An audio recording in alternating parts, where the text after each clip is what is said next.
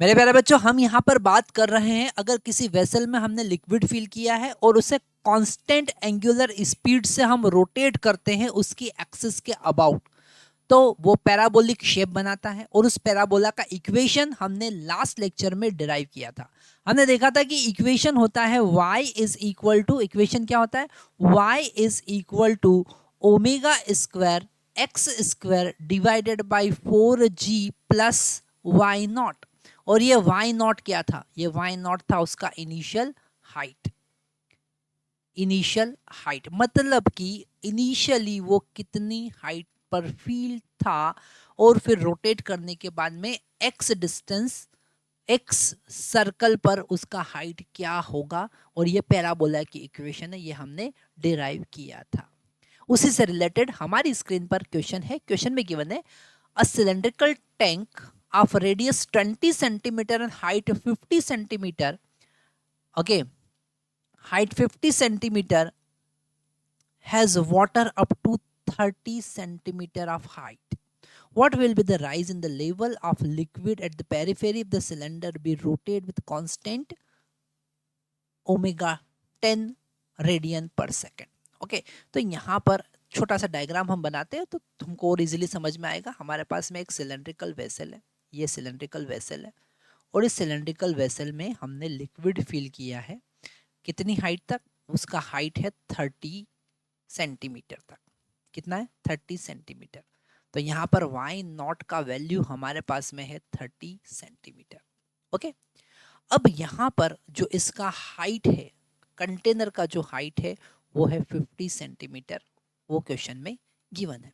और रेडियस, इसका रेडियस जो है वो भी गिवन है, that is equal to 20 centimetre. तो आर का वैल्यू 20 सेंटीमीटर गिवन है। अब यहाँ पर हमको फाइंड करना है कि वो कितनी हाइट तक पहुंचेगा, जब वो रोटेट होगा तो कितनी हाइट तक पहुंचेगा। हमको y मैक्स फाइंड करना है और y मैक्स का वैल्यू क्या होता है वो हमने यहाँ पर डिराइव किया था, वो था ओमेगा स्क्वायर एक्स स्क्वायर, नहीं, इस x का वैल्यू r स्क्वायर हम पुट करेंगे divided by 4g plus Y nought. Okay, यहाँ पर हमको ओमेगा जो है वो रेडियन पर सेकंड में गिवन है, जी का वैल्यू 10 मीटर पर सेकंड स्क्वायर हम पुट करेंगे और आर का वैल्यू यहाँ पर हमारे पास में आर का वैल्यू गिवन है सेंटीमीटर में, हमको उसको मीटर में पुट करना पड़ेगा। तो वाई मैक्स जो मिलेगा वो मिलेगा 10 स्क्वायर, ओमेगा का वैल्यू कितना है 10, आर का वैल्यू कितना है, आर है यहाँ पर 20 इंटू 10⁻⁻² का होल स्क्वायर, क्योंकि मीटर में कन्वर्ट करना है, डिवाइडेड बाय 4g। जी का वैल्यू यहाँ पर हम अप्रोक्सीमेट 10 लेंगे, प्लस वाई नॉट का वैल्यू कितना है, वाई नॉट का वैल्यू है 30 इंटू 10⁻⁻²। ये आंसर जो आया वो मीटर में आया, जिसको बाद में हम सेंटीमीटर में कन्वर्ट कर लेंगे। तो मैक्सिमम कितनी हाइट तक वो पहुंचेगा, मैक्सिमम हाइट पर पहुंचेगा, ये हो जाएगा 100, ये हो जाएगा 200, ये हो जाएगा 10⁻⁻4 और ये हो जाएगा 4040 प्लस 30 इंटू 10⁻⁻²। ओके, यहाँ पर हमारे पास ये 40 कैंसिल होंगे, तो यहाँ पर ये 40 को हम कैंसिल कर देंगे, ठीक है, और हमको मिलेगा 2/40।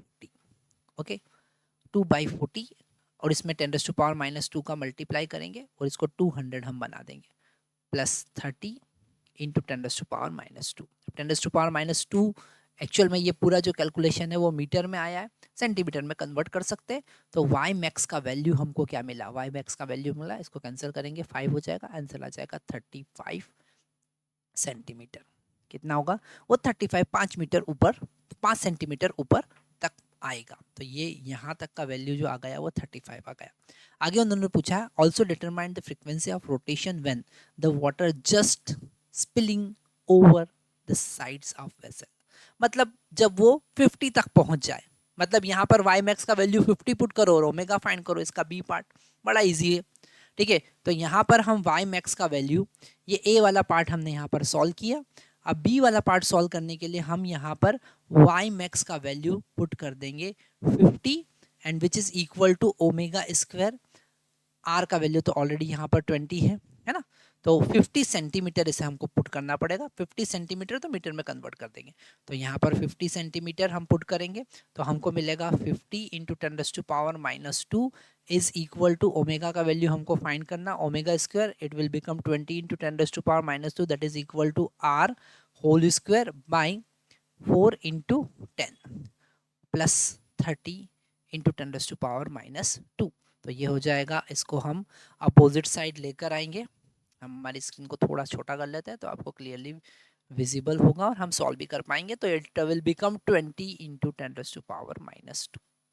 ओके, ये 50 में से 30 सब्ट्रैक्ट होगा, ओमेगा स्क्वायर ये हो जाएगा 400 इंटू 10⁻⁻4 डिवाइडेड बाई 50।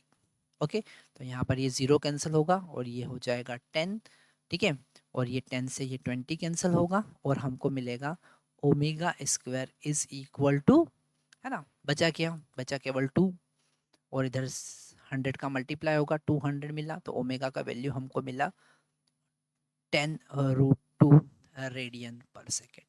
ठीक है, इतनी स्पीड से आप रोटेट कीजिए तो वो बाहर निकलने लग जाएगा। ठीक है, तो आप देख सकते हैं ये कैलकुलेशन कितने इजी हो जाते हैं अगर हमको फार्मूला पता है, अगर हमको बेसिक कॉन्सेप्ट पता है तो।